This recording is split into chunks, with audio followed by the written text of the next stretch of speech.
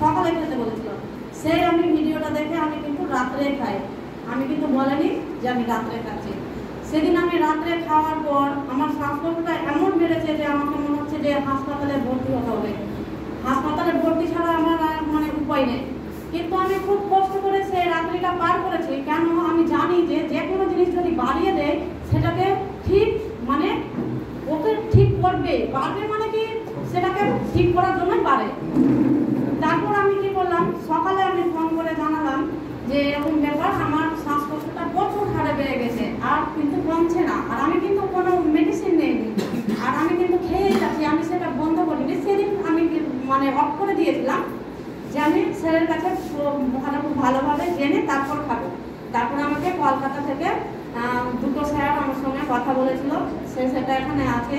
তো আমার সাথে কথা বলে যে আমি বলেছিলাম যে রাত্রে আমি প্রোডাক্টটা খেয়েছিলাম, তো আমাকে বললো যে চামচটা আছে তার মাথা ঝেড়ে হাফ নেবে, হাফ নিয়ে খাবে, কিন্তু সকালে খাবে, আধ ঘন্টা থেকে 1.5 ঘন্টা ভিজিয়ে রাখবে, 1 ঘন্টার উপরে যেন না যায় প্রোডাক্টটা, 1 ঘন্টার মধ্যেই তা সেটা খেয়ে আধ ঘন্টা পর কিছু খেতে হবে। আমি সেই নিয়ম করে খেতে শুরু করলাম, কিন্তু সেই আমার শ্বাসকষ্টটা মানে আমি কোনো মেডিসিন নেইনি, এই প্রোডাক্টটাই আমাকে সব মানে আমাকে হাসপাতালে ভর্তির মুখে নিয়ে গিয়েছিল, সেখান থেকে আবার আমাকে ফিরিয়ে দিয়েছে এই প্রোডাক্টটাই। আমি আর কোনো মেডিসিন নেইনি, আমি এই প্রোডাক্টটা খেয়ে খুব সুস্থ আছি।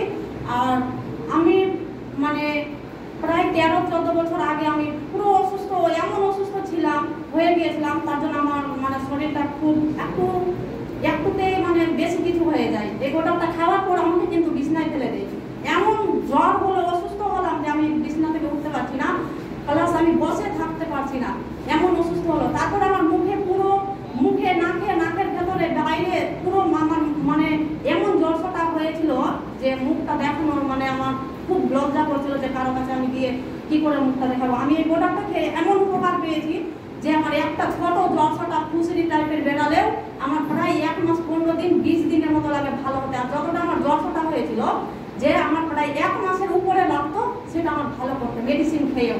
কিন্তু এই মেডিসিনটা খেয়ে আমি কোনো মেডিসিন নিইনি, আমি এই মেডিসিনটাই আমার এখন কেউ আমার মুখ দেখে বলতে পারবে না যে আমার প্রায় 10 থেকে 12 দিনে আমার এই medicine. Very good, very good. আমি বুঝতে পারছি যে মেডিসিনটা কত উপকারী আর কত ভালো। কেন আমাদের শরীরের মধ্যে অনেক অসুখ হয়, অনেক রকমের ওষুধ খেতে হয়, সেই হোমিওপ্যাথি থাক অ্যালোপ্যাথি থাক, ওষুধ খেতে আমাদের মানে সময়টাও পার হয়ে যায় আর কাজটাও মানে অনেকটা আমাদের মানে হয় করতে, হ্যাঁ বেড়ে যায়। কেন আমরা সবসময় তো মানে খাই না খাই ওষুধ নিয়েই বসতে হয়, ওষুধই খাই, জল খাই। তারপর আমাকে কিন্তু এই জিনিসটা ওষুধটা খাওয়ার পর বলেছিল যে 3 থেকে 4 লিটার জল খেতে। আমি কিন্তু স্যারকে বলেছি স্যার আমি জল খাই, কেন আমি শীতের দিনে গরমের দিনে আমি জল খেতে খুব ভালোবাসি, আমি জল খাই।